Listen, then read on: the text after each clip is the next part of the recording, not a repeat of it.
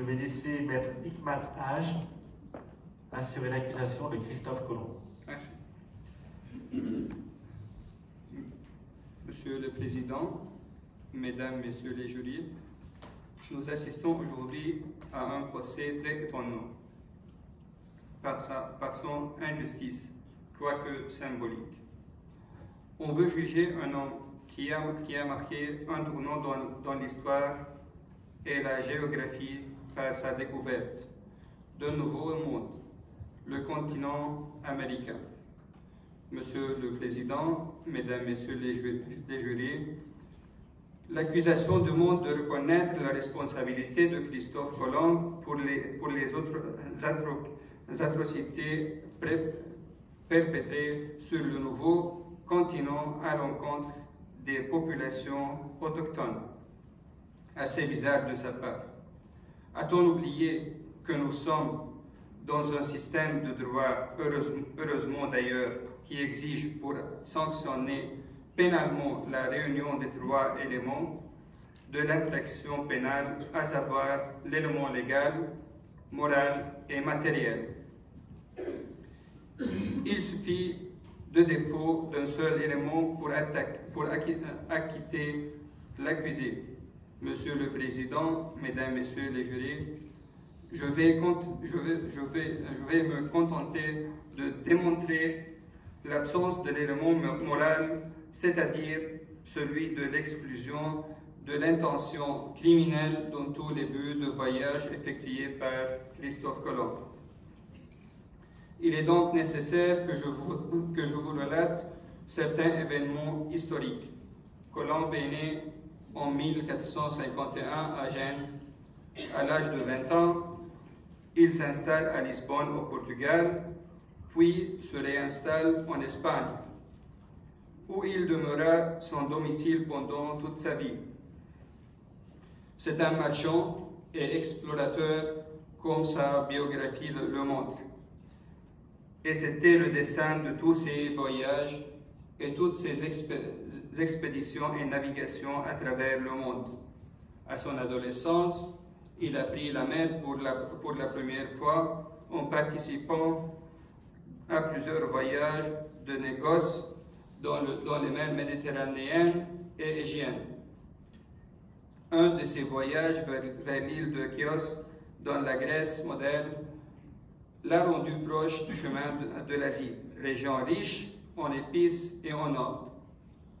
Monsieur le Président, Mesdames, Messieurs les jurys, il avait l'ambition d'ouvrir un commerce avec l'Inde et la Chine. Ces voyages n'étaient pas sans risque. Dans l'océan Atlantique, en 1476, son navire, attaqué par les corsaires français, a été brûlé et il a dû nager jusqu'à la côte portugaise. Après avoir participé à plusieurs autres expéditions en Afrique, il a pu découvrir le courant atlantique, s'écoule des îles Canaries à l'est et à l'ouest. Monsieur le Président, Mesdames, Messieurs les jurys, l'histoire démontre qu'au XVe siècle, le chemin de l'Europe vers l'Asie était pavé de périls, notamment à cause de la domination des Mamelouks en Orient et des Ottomans qui avaient achevé la chute d'Empire romain d'Orient.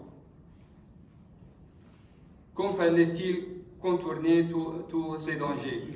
La route d'Atlantique vers les Caraïbes et la découverte de nouvelles régions permettant l'accès à l'Asie piquerait son intérêt au vif.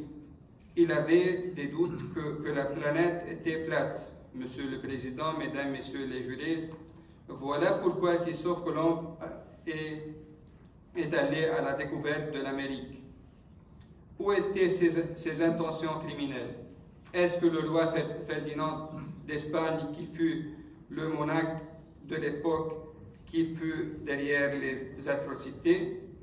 Il est bien connu que les exactions eurent lieu bien après. Christophe Colomb était-il obligé d'être un devin et un prédicateur pour deviner ce que feront les conquistadors avec les Asiatiques et les Incas, ou encore ce qu'ont subi les Indiens d'Amérique du Nord? Monsieur le Président, Mesdames, Messieurs les jurés, le continent américain a été exploré à l'époque de Phéniciens sans avoir été révélé au monde, comme la découverte de 1492.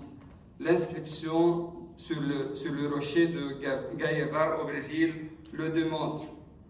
Aucune preuve historique que l'expédition phénicienne a eu comme suite des appropriations forcées de territoire et massacres.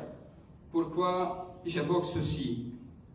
Tout simplement pour vous démontrer davantage d'une exploration n'est pas de nature à ouvrir automatiquement la voie des génocides.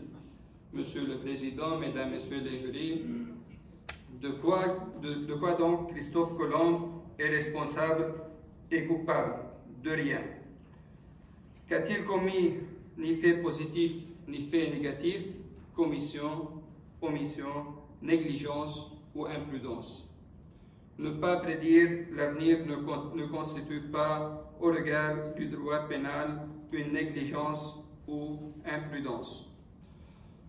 Pour toutes ces raisons, je demande au nom du droit de l'homme, dont la France est le berceau, et en vertu desquels une loi ne doit frapper son avenir, son avertir, un acquittement total de Christophe Colomb. Monsieur le Président, Mesdames, Messieurs les jurys, je vous confie cette cause et je vous remercie.